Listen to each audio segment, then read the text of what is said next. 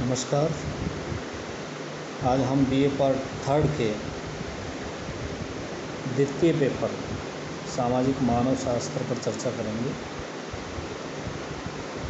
सबसे पहले सामाजिक मानव शास्त्र का परिचय बताएंगे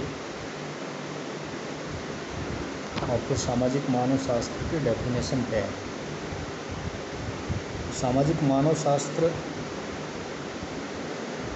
अर्थात एंथ्रोपोलॉजी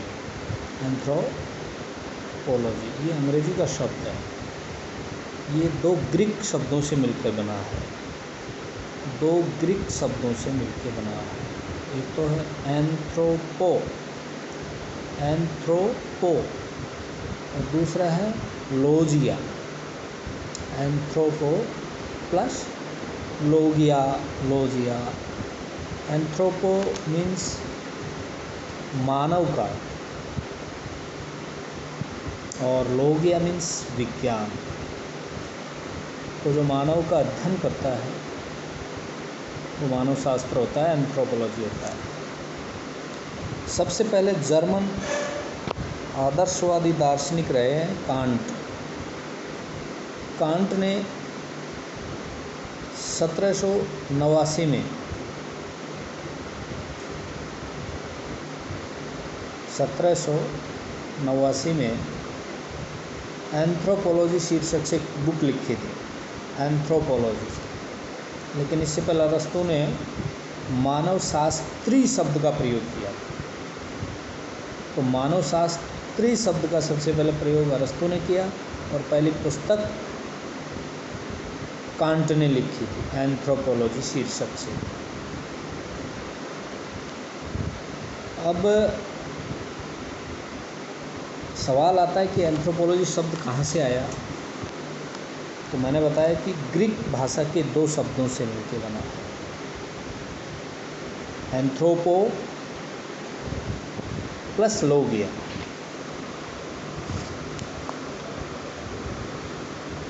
एंथ्रोपो का अर्थ है मानव और लोगिया का अर्थ है शास्त्र या विज्ञान। तो मानव का विज्ञान ही क्या कहलाता है? मानव शास्त्र कहलाता है। अरस्तु ने सबसे पहले मानव शास्त्र शब्द का प्रयोग किया, लेकिन हेडन ने इसकी डेफिनेशन दी। हेडन ने मानव शास्त्र किसको कहा?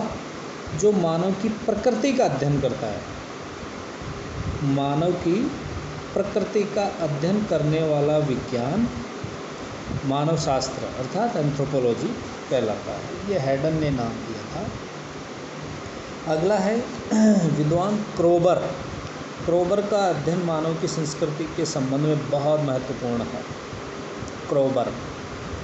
क्रोबर ने इसकी डेफिनेशन दी है, मानव शास्त्र मानव का विज्ञान है। बहुत छोटी डेफिनेशन, इम्पोर्टेंट। मानव शास्त्र मानव का विज्ञान है। हेडन ने क्या कहा था? मानव प्रकृति का अध्ययन। और क्रोबर ने मानव का विज्ञान। एक अन्य जगह क्रोबर ने दूसरी डेफिनेशन दी है, वो भी नोट कर लीजिए।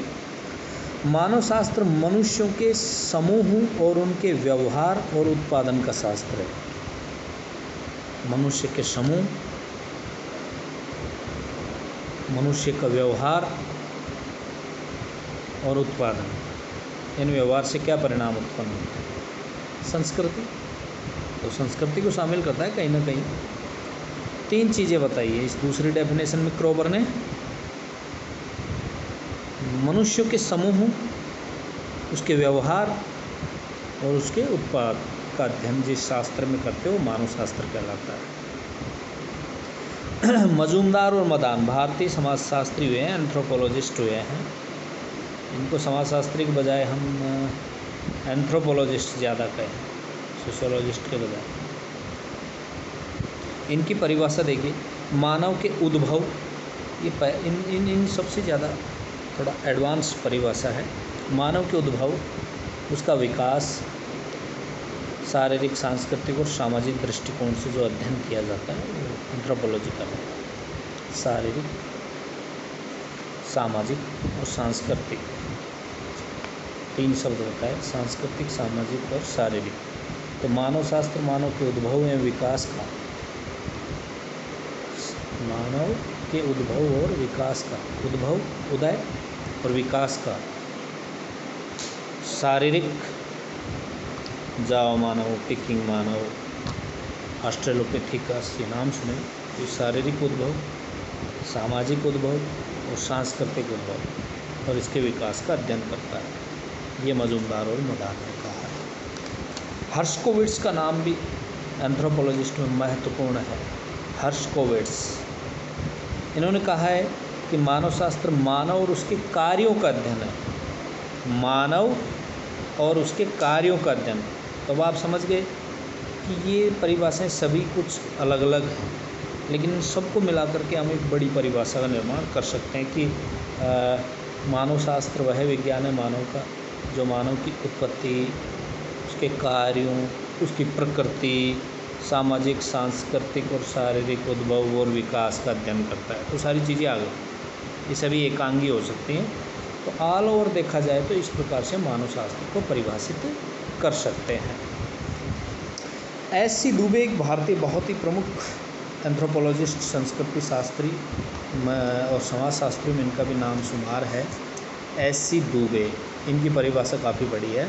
सामान्य रूप से मानव शास्त्र को हम मानव और उसके कार्यों का अध्ययन कह सकते हैं। मनुष्य जाति के जन्म से लेकर वर्तमान तक मानव के शारीरिक, मानसिक, सामाजिक, सांस्कृतिक विकास और व्यवहार, इसमें 4 शब्दावली प्रयोग मिली है। क्या? शारीरिक, सामाजिक, सांस्कृतिक